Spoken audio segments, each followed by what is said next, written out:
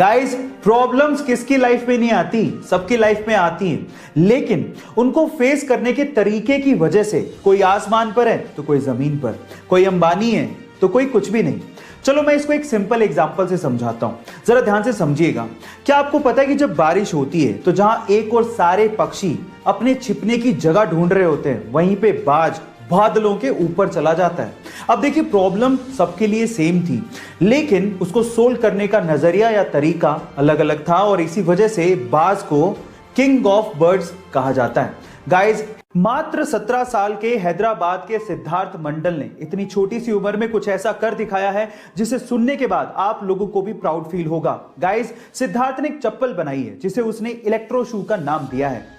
उसके मुताबिक इस चप्पल के थ्रू हमारे देश की बेटियों को रेप जैसे गुनाह से बचाया जा सकता है। कैसे, मैं आपको बताता हूं। सबसे पहले तो उस चप्पल में कुछ ऐसे सेंसर लगे हुए हैं कि जो भी लड़की उसे पहनेगी उसकी एग्जैक्ट लोकेशन उसके घर वालों को आसानी से मिल सकती है। नंबर 2, उस चप्पल में कुछ ऐसे इक्विपमेंट्स लगे हुए हैं जिसके थ्रू जो भी लड़की को छूने की कोशिश करेगा उसे करंट लगेगा, उसके बाद उस गुनहगार को पकड़ा जा सकता है। और नंबर 3, ये चप्पल इलेक्ट्रिसिटी से नहीं बल्कि लड़की के चलने से चार्ज होगी। है ना अमेजिंग फैक्ट। गाइस, आपको सिद्धार्थ की इस चप्पल का आइडिया कैसा लगा चैट सेक्शन में जरूर लिखिएगा। सरकारी तंत्र में घूसखोरों का क्या परमानेंट इलाज है ये तो मुझे पता नहीं, लेकिन यूपी के बस्ती जिले के किसानों से जब वहां के सरकारी कर्मचारियों ने घूस मांगी तो उसके बाद जो किसानों ने सबक सिखाया वो आप लोगों को जरूर सुनना चाहिए।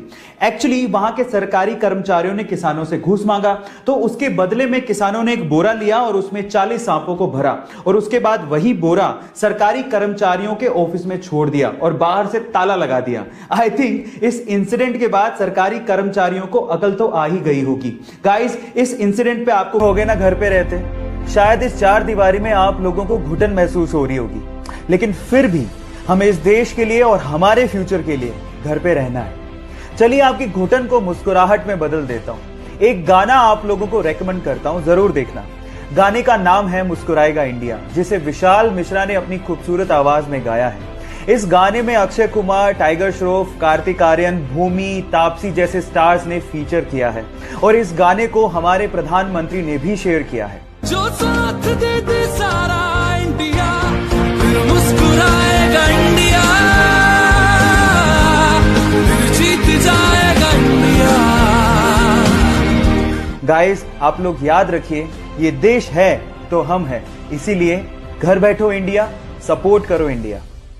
आप लोगों ने ज्यादातर होटल्स में ह्यूमंस को काम करते देखा होगा, लेकिन चाइना में दुनिया का इकलौता ऐसा होटल है जहां पर ह्यूमन एम्प्लॉय है ही नहीं।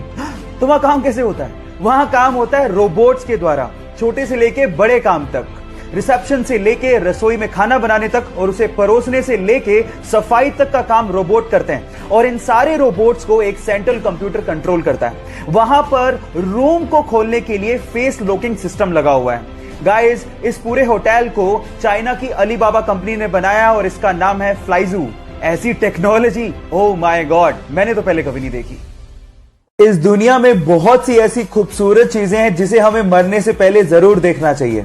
उसमें से एक है वियतनाम के बाना हिल्स पे बना हुआ गोल्डन ब्रिज। क्या खास बात है इसकी, मैं आप लोगों को बताता हूं। सोशल मीडिया पे फेमस इस गोल्डन ब्रिज को 2 कंक्रीट के हाथों ने थामा हुआ है।